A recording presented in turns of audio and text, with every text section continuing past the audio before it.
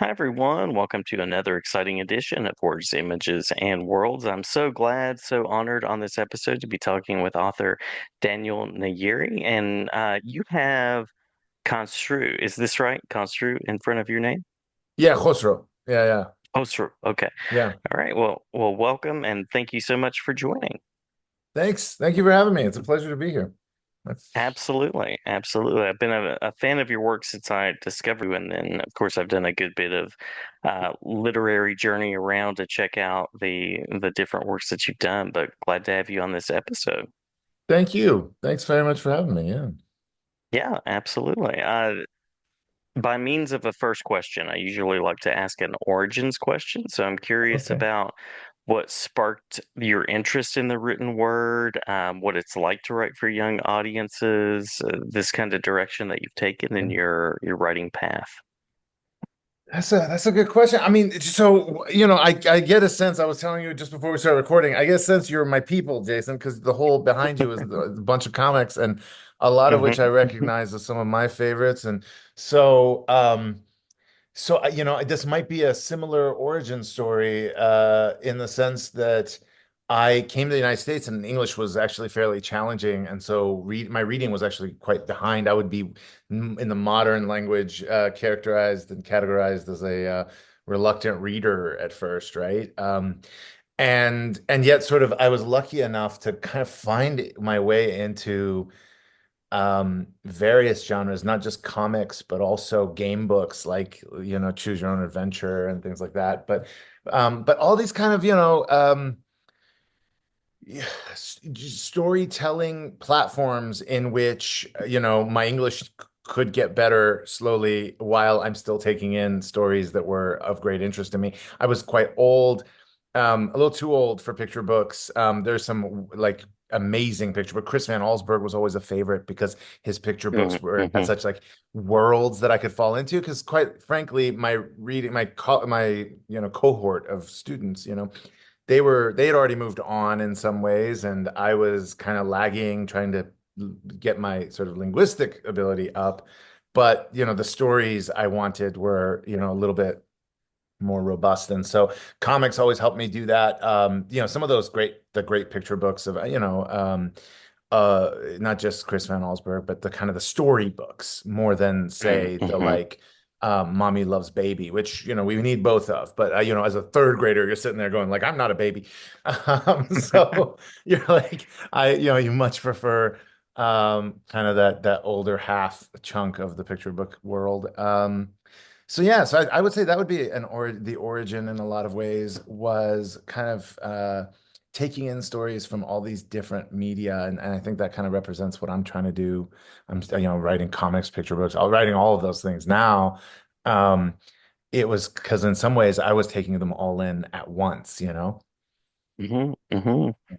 Yeah, yeah. Well, that's very on point because we're talking about a foray into picture books, which is a knot is not a tangle. So That's I'm right. curious about how, yeah, there it is. Beautiful. Ah, this is one of these books that you really have to hold. This people say this sometimes, but like the internet will not do you justice. And part of the reason is the artist Vesper Stamper is doing this in Mhm. watercolor. Like, look at the intricacy of just pattern Love on it. like grandma's cardigan. And she actually designed several Persian rugs in this book. It's a book about a grandma Wow. and a grandson.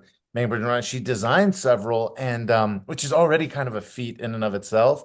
But to do it in watercolor, this kind of this deeply imprecise medium is wild to me. Like, here, look at this border. This border blows my mind every time I look at it. Let me see if I can. This is the folded and gathered, which means the pages before they've been bound, so I can kind of, I'm not ripping a book apart.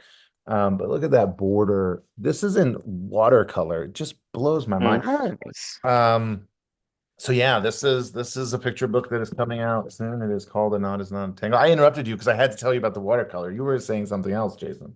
Oh no, that's great. And I love seeing the images of it. Yeah, Yeah. absolutely beautiful. What was the writing side of this like? What was that process like for you?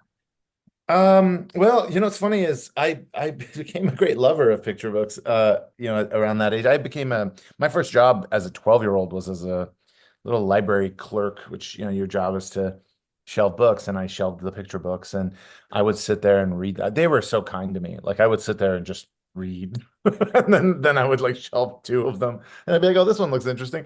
Um, and and there's a category in the 90s especially of picture books that were kind of intergenerational stories. So like when I Was Young in the Mountains, or stuff by Patricia Mm-hmm. Polacco, like Thunder Cake is such a great Thunder Cake is a great one. Young girl is scared because of the role of thunder, and her grandma says we're going to make thunder cake, which is a cake, chocolate type of cake. Supposedly, I've only learned this from Patricia Palacco, so I don't know. You can only make it when a storm is rolling in, and it's just a beautiful story about a grandma and a granddaughter. And I was thinking about those kinds of things. Books like what is it? A New Coat for Anna, right? This is where we sort of Mm-hmm. watch as this coat is being, like made uh for this young girl as the winter is coming. Those kinds of stories were particularly prevalent around that time, and they felt cozy to me. And so I started thinking about that. Thundercake remains a book that I like deeply respect. And so I thought to myself, well, yeah, what would be an interesting kind of engagement with a memory of mine that I might, sort of present. And this sort of came up. My grandmother was a weaver. She made Persian rugs. One of the only memories I have of her is that she took me down into her basement where she showed me her loom. And the loom was like not this modern sort of machine crafted, perfect, straight edges kind of thing. It was like made with, beams of wood that were um, non-uniform, and yet she was able to use this thing to make the most precise, sort of intricate treasures, right? Persian rugs are sort of, famous for that kind of intricacy. And so I started looking into that. I started thinking, Persian rugs are obviously something we're, culturally kind of proud of, but also, what is the process? What might be what this grandmother is trying to impart? I think if it was just how rugs are made, then that's a wonderful piece of nonfiction for kids. And you could do that. You could do sort of a diagram filled. And I used to publish as an editor books like that, and I love them. I love visually rich, infographic nonfiction for kids. Everything from like the old DK books and David McCulley's like Cathedral, and I mean, it could go all the way to any of these sorts of pure science kind of books for kids. Love them. Mm-hmm. And so I sort of started there, and then I was like, oh, this is pretty niche, right? As an idea. I don't know if like the kid could pick up like DK's book on armor or weaving Persian rugs. I think I lose that battle. And so I thought, well, there was Polacco's story, and it was really much more than about making cake. And so the question of like, what is this grandmother actually trying to tell this young man, and what is this boy really? He's a child. What is his arc in all this? Is he just going from not knowing about rugs to knowing about rugs? And it kind of became instead a story about this young boy who's really focused on perfection. And Mm-hmm. and notably he's his parents are at work, sort of that's an invisible aspect of the story, but he's with grandma all day, and grandma's trying to teach him that in the making of things, we have to sort of we're not striving for perfection. We're just trying to make a knot out of all the tangles, right? And so Mm-hmm. um that's where the title comes from. It's sort of where it started to really coalesce into this book. Nice, nice. Well, I was excited to see the foray into picture books, and I've enjoyed your work for some time. I'm curious about what you've learned as a writer. What are some lessons that have come along as you've been engaged in the craft? Some lessons as a writer. I mean, well, certainly perfectionism. I am susceptible to that. So that would be first, is this idea of being deeply critical. I have a difficult relationship with reviews, even though like, they're positive ones are just as hard for me as negative ones. Not because I don't appreciate criticism or that I think they missed the point. Like, none of that. I think I actually just have a really difficult time with it because I'm so utterly critical of the my work that I get. Um, I get this like weird feeling around it, right? Like they'll be like positive about it, and I'm like, huh, like is that what have you missed? And Mm, or they'll, they'll say something they wish wasn't there, and I never had a good relationship with it, and I think one thing I've had to really learn was one, how to take a compliment. Like you really do. That's like something I think people have to learn how to do, or some people have to learn how to do.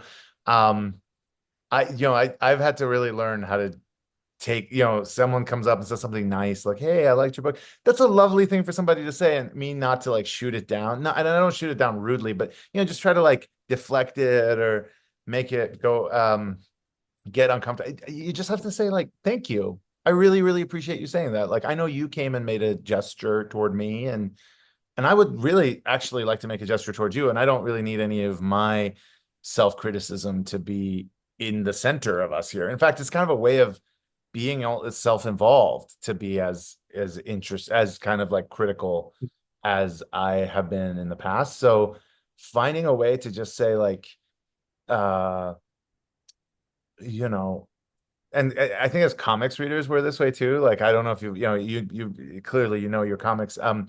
You're in a comic shop, and like comic shop discourse is mostly like the most extreme criticism you've ever heard. true, And true. like What page is by page will canon? be What like, is not canon? this guy doesn't even know how to draw and model. Like, look, what is this? Like look at these feet. And stuff like that. And it's so I have been in like spaces where people get really critical. So I can look at art, and even though I'm not good enough to generate any, I can be really critical of it. And it's like, wow, well, um, how do you have grace for other folks, but also how do you just have some grace for yourself of saying like, hey, like True, true. I'm trying my best here. It is not ever hitting what I in my head imagine or want. And that is a relationship you have to get used to, and you have to also be, I don't know, sort of a little bit less self centered in order to Mhm. say, it went out and it gave a positive, like one of the phrases I say as a result to myself a lot, or when people say nice things to me, is I say, I'm really glad it was worth your while. Because I'm reminding myself, hey, it was worth this person's while. Like they're not here to get a refund from me. Like I genuinely at the beginning think like, well, they've walked up to me and said, "Hey, I read your book." The next sentence out of their mouth is like, "Give me my $14 back." And I'll be like, "Oh, geez, okay. I don't have $14. I'm very sorry." Like that's where it's at. And instead, I need to remind myself, actually, this person had a joyful experience of it and it was worth their while. And then I can be relieved and happy as well. So that's that's something I've had to learn. And I'm still working on, so. Yeah, yeah. Well, thank you for sharing that. And yeah, the mind of the artist and the idea that lots of artists and creators are introverts, and yet it's also putting yourself out there in some way, and sometimes the most vulnerable way possible. So I appreciate you sharing that tension that's part of the process too. Yeah, I'm glad they don't tell you that. Like if they would tell you like, hey, just so you know, that success you're shooting for comes with a whole lot of attention. I might not have shot for her. I would have been like, I'm gonna go try something else. Um, but yeah, eventually someone said something once. They said, get good enough at anything and people will want you to speak publicly about it. Like Mhm. if you're the best, like pick a quiet job that you do by yourself, like what automotive mechanic or chef, something that pick any of these things that are kind of ensconced in your own work, get good enough at it, and you need to go to a conference and tell other people how to do it. And you're like, oh Absolutely. man, like so like public speaking is this like end route to all careers, actually. It's like you go, oh no. We should be teaching this in school better. True, true, true. I hear that call. I teach school, so this is true. This is true. Yeah, you gotta give Um, it to them. Of course, I know there are electives. I just never was smart enough to take any. Yeah. well, and I'm the kind of teacher who's always like sensitive, like, oh, if you're a little shy, maybe you don't have to do this. So Yeah. maybe I should make that platform more open. Maybe. Sorry, shy Um, kids in Jason's class. that's right. That's right. Um, Well, on the other side of that, what do you hope that readers are taking away? There's kind of the inner process, but there's Yeah. also the sharing. So to that audience that is carrying along with your work, what do you hope they're tuning into and noticing? That's a great question. I mean, at the heart of any story is going to be questions that hopefully I think with the good stories, they are always asking questions that are um worth meditating on, right?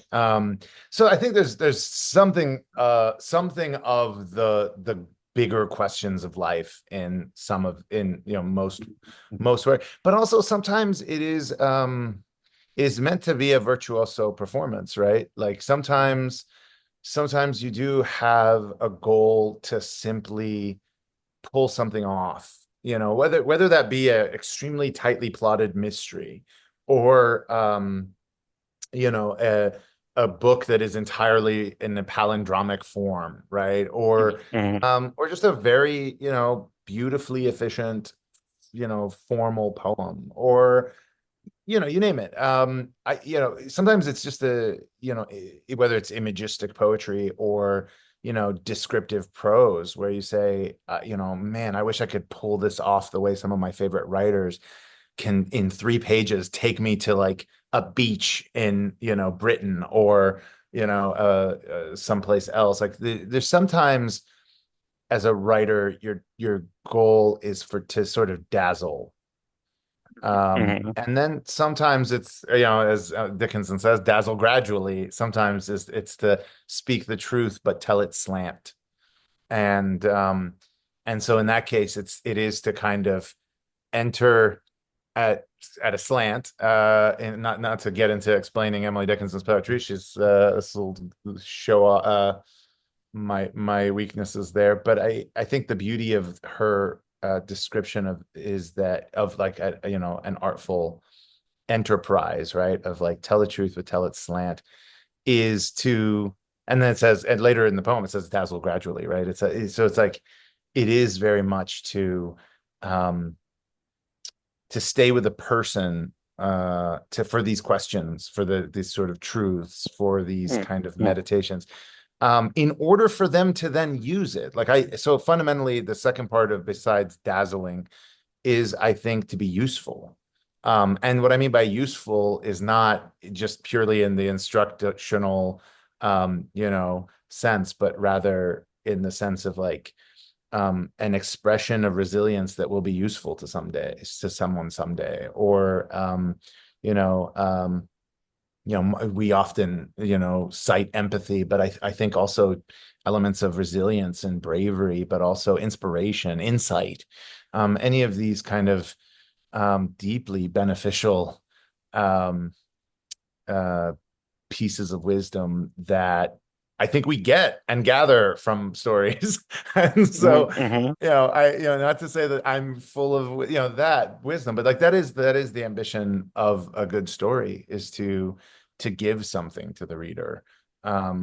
So it's kind of a push and pull of those two things, right? Is to be very good and to give something very good.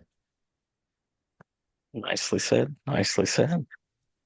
Well, I have one more official question on my list, but if there's anything that we've missed, please be sure to add it in. But I always like to ask where people can find you, where they can follow the work and things of that nature. And then if I've missed anything, please do let me know.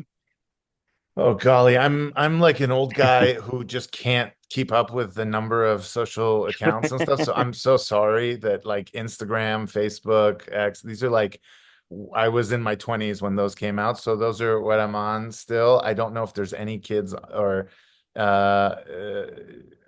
anyone younger than me on Facebook. But but Some of them are. Some of some them of them are. I aren't. can Oh, report they're that. Yeah. Every now and that's then. great. Yeah. Honestly, and I sort of treat those as channels in the sense that I try to like keep people updated and stuff. But yeah, but my website kind of has all the static information about me on it. Um, and yeah, so those are probably I'm kind of very easy to find on socials. And things like that. People often email me if I don't, if your audience is a young person's audience, I ask that they always CC their teachers or their parents. But honestly, most people just email me. I interact with people that way, which is even older than social media. Which is like, even better would be snail mail. Just come to my house. We'll have dinner. I'll just make you dinner, Jason, and that'll be easier. I think that would be Um, great. That would be great. yeah. So yeah, to the extent that I'm on the internet, I'm in some of those places. Cool, And cool. Well, many thanks, Daniel. I appreciate the conversation and glad to chat with you. Glad to have you back anytime. thank you, sir. Talk to you later.